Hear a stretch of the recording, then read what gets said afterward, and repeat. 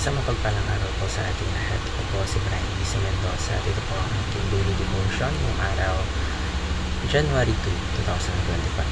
Ngayong araw po ay ating tutuloy ang ating series which is the Seminary Edition at ang topic po natin ngayon is active obedience. Specifically, bakit nagkatawang tao si Kristo. So ngayong araw po malalaman natin kung bakit nagkatawang tao si Kristo. At ang ating talata po para sa araw na ito ay magagaling sa Romans chapter 5 verse 19. Sabi po dito, "For just as through the disobedience of the one man, the many were made sinners, so also through the obedience of the one man, the many will be made righteous." Ngayong araw po, tayo po dito sa mga katuruan natin para mas mabigyan ng kahulugan ang ating devotion. So po, basahin ko po. Sabi po rito, Jesus became fully human to fully obey God. So imagine niyo po, ang ating Panginoon sa Kristo, the Son of God, pinili niya na maging katulad natin mga tao. So, fully human, but fully God. So, we could perfectly obey God's command. So, bakit? Kasi we couldn't do it ourselves. Tayo mga tao, hindi natin kaya gawin.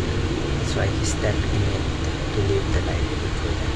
Ikalawa po, Jesus is the head of a new humanity. So, just like Adam po, na nag-represent sa atin and nag-build ng humanity, ating Panginoon sa Kristo, He represents something ating humanity. So sa pamamagitan po ng ating Panginoon sa Kristo, we're no longer stuck in sin, yung ginagawa natin kasalanan.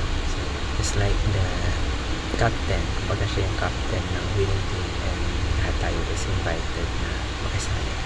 Ikatlo po, Jesus' obedience becomes our obedience. So alam niyo, ito yung best part ko, yung lahat ng ginawa ni Kristo, yung perfect life niya, yung obedience niya sa ating Panginoon, it is all credited to us when we believe in Him. So it's like He took the test for us and pinarfect niya and handed us the grade. So kapag tayo magkaroon ng grade, so paano po natin ma-apply mga katuruan na ito ngayon po tayo po dadapa sa ating application? Ano po, basahin ko po. Sabi po rito, believe that Jesus is both God and man. So Jesus po isn't just a great teacher or a prophet, but He is fully God and fully human. So that's what makes Him the perfect Savior. Trust in who He is. Ikalawa po, believe that Jesus is enough for salvation. Alam niyo po natin na you don't need to earn God's love for salvation because Jesus' life, death, resurrection were enough na po yun. So just trust Him, magtiwala ka sa Kanya, magtiwala ka sa Kanya. He's already done all the heavy lifting para sa atin. And ikatlo po, and last but not least, believe that you have made righteous in Christ. Ito po, palagi natin tatandaan ito. You are not righteous because of what you do, but you are righteous because of what Jesus has done for you.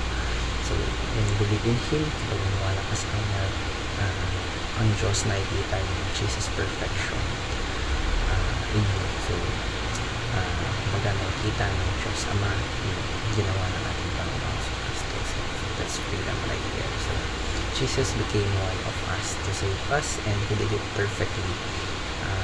He lived the life na we couldn't, and now we can get to share His victory just by believing in Him. So napakaswerte natin, ang tanging lang natin kailangan gawin is magtiwala sa Kanya, rest in His finished work, and remember, lagi natin tandaan that you are loved and you are with God because of Jesus.